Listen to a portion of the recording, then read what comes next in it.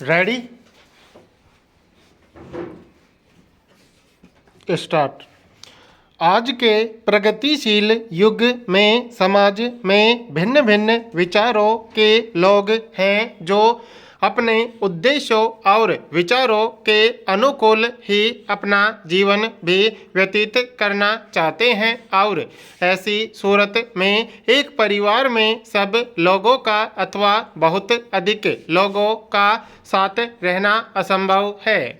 आज लड़कियां घरों में रहती ही कहाँ हैं। आज रेल का ज़माना है, हवाई जहाज का ज़माना है और रोजगार की कमी है। इन कठिन समस्याओं के ही कारण हम देखते हैं कि लड़के लड़कियां धन कमाने जहाँ कहीं उनको रोजगार या नौकरी मिलती है चले जाते हैं और साथ में अपनी स्त्री अथवा पति को लेकर दूर दूर चले जाते हैं। मैं तो समझती हूँ कि जो पुराने परिवार और कुटुंब थे वे हमेशा से ही एक लड़ाई और झगड़े की जड़ थे। यह सही बात है कि जहाँ 5 बर्तन होते हैं वहाँ खटकते अवश्य हैं और आज के युग में न तो माता पिता ही यह चाहते हैं कि वे सब कुटुंब में रहें और न बहू बेटा ही चाहते हैं कि वे सबके साथ कुटुंब में रहें। इस तरह की भावना आज हर एक पढ़े लिखे शहर के लड़के लड़कियों की हो रही है। अगर परिवार रह भी जाए तो आज जायदादें किस के नाम रह जाएंगी, जिनके की बट जाने का भय हो रहा है। आज देश में पूंजीवाद सीमित हो रहा है, फिर अब किसी एक व्यक्ति के पास इतना धन व जायदाद नहीं रहेगी जिसके संबंध में ये सारी समस्याएं रोज उपस्थित होंगी और खड़ी होंगी। अगर कोई बहुत धन कमाएगा भी तो दूसरे उपायों से उससे उसको ले लिया जाएगा। जमींदारी का उन्मूलन तो हो ही गया है। कोई भी प्रॉपर्टी सरकार यदि चाहेगी तो अपनी इच्छानुसार ले लेगी। यह बिल अभी इस सदन में हम पास कर चुके हैं, तो फिर आपको अपनी बहन या लड़की को ही कुछ थोड़ा सा दे देने में क्या आपत्ति है। फिर यदि कोई चाहे कि यह न हो, वह अपना कुल कमाया हुआ धन अपने पुत्र को ही देना चाहे और अपनी लड़की को न देना चाहे तो इसके लिए भी इस बिल में प्रोविज़न है। वह चाहे तो बिल कर सकता है और धन अपनी लड़की को न देकर अपने बेटे को ही दे सकता है।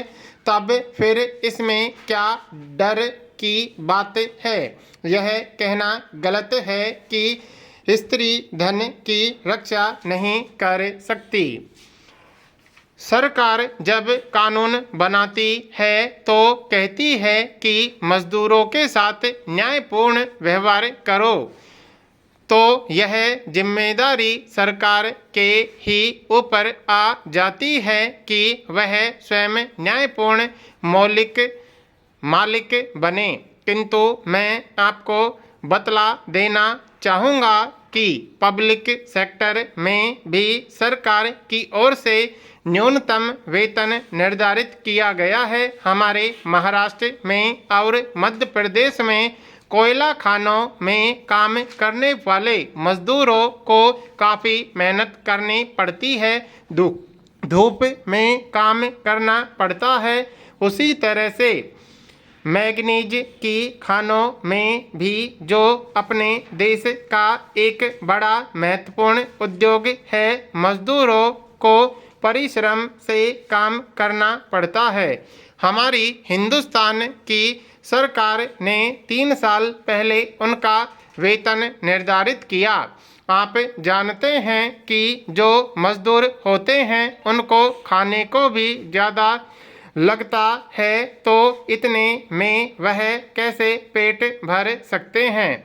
इतनी मजदूरी निर्धारित किए हुए 3 साल बीत गए हैं, फिर भी उनके वेतन में कोई वृद्धि नहीं हुई है। और दूसरी ओर हम देखते हैं कि जब सरकारी नौकरी का इंक्रीमेंट ड्यू हो जाता है तो वह एक दिन भी नहीं रुकता।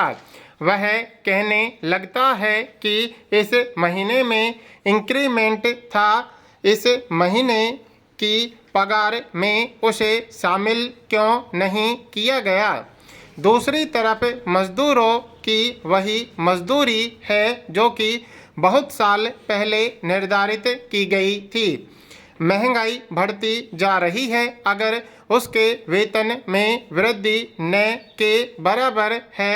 मैं यह कहने जा रहा था कि एक तरफ वे मजदूर हैं जिनको कि अच्छा वेतन मिलता है, जिनको कि छुट्टियां भी मिलती हैं, जिनको मेडिकल की सुविधा है, जिनको कि सारी सुविधाएं मिलती हैं। और दूसरी ओर वे मजदूर हैं जिनको कि काम करने के बाद भी निर्धारित वेतन कभी पूरा नहीं मिलता है। श्रीमान, मैं आपके सामने बीड़ी उद्योग के मजदूरों का जिक्र कर रहा था। उसे कोई बोनस नहीं मिलता है, उसे कोई छुट्टी नहीं मिलती, उसे अन्य कोई सुविधा भी नहीं मिलती है। इसलिए मैं यह कहना चाहूँगा कि आज जो हमारे लेबर के संबंध में कानून बने हुए हैं वे ठीक नहीं हैं। अगर आप सुप्रीम कोर्ट के जजमेंट को खोलकर देखेंगे तो आप इस बात को देख सकेंगे कि लेबर केसेज का निपटारा करने के लिए वहाँ अलग से बेंच बनानी पड़ी। कोई भी कानून आता है तो कारखानेदारों की मनोवृत्ति यही रहती है कि कैसे उससे बचें। श्रीमान, मैं यह पूछना चाहता हूँ कि क्या उनके क्षेत्र में ऐसे लोग नहीं हैं जो कि यह नहीं सोचते हैं कि हमारा राज्य तो हुआ लेकिन हमारे वर्ग का नहीं हुआ।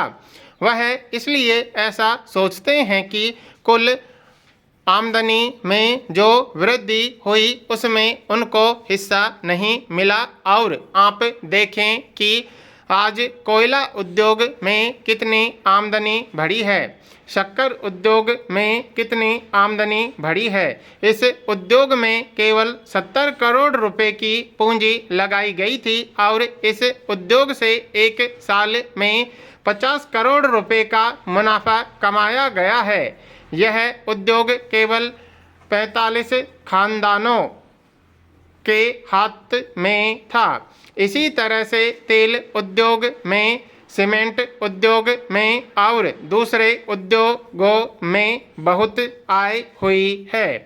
राष्ट्रीय आय की बढ़ोतरी का बहुत बड़ा हिस्सा इन उद्योगों में चला जाता है और गरीब आदमियों की आमदनी घट रही है। इसी कारण गरीब लोग पढ़ नहीं पाते, आगे बढ़ नहीं सकते, उनका स्वास्थ्य अच्छा नहीं हो सकता। नतीजा यह है कि देश में गरीब और अमीर की विषमता की खाई बढ़ती चली जा रही है और जो राष्ट्रीय आय बढ़ती है उससे कोई नतीजा नहीं निकलता है। प्लानिंग कमीशन खुद यह स्वीकार करता है कि कृषि अन्य पदार्थों से जो आय होती है वह 45% है, जबकि कृषि पर निर्भर रहने वाले लोग 70% हैं। फिर यह 45% की आमदनी कहाँ से होती है? वह उन लोगों से आती है जो उद्योग चलाते हैं। यह ठीक है कि देश में आमदनी हुई लेकिन उसका हिस्सा उस आदमी को नहीं मिल सकता जो गांव में रहता है और गरीब है और जो कृषि पर निर्भर करता है। इसलिए यह बहुत आवश्यक है कि आज यह परिभाषा की जाए कि ज़्यादा से ज़्यादा आमदनी क्या होगी और कम से कम आमदनी कितनी होगी। यह कह देने मात्र से समाज ऊंचा नहीं उठ सकता कि समाज की उन्नति करने के लिए योजनाएं चलाई जा रही हैं। इन योजनाओं में केवल 40 से 50 लाख का हित हो रहा है और देश में साल भर में 60 से 65 लाख नए लोग पैदा होते हैं। तो इन 20 से 25 लाख लोगों की उन्नति का क्या तरीका होगा? आपने कोई ऐसा तरीका नहीं अपनाया है जिससे कि वह ऊंचे उठ सकें। आज जो भी कदम आप उठा रहे हैं उनसे लोगों का जीवन स्तर सुधरने में सहायता मिलेगी।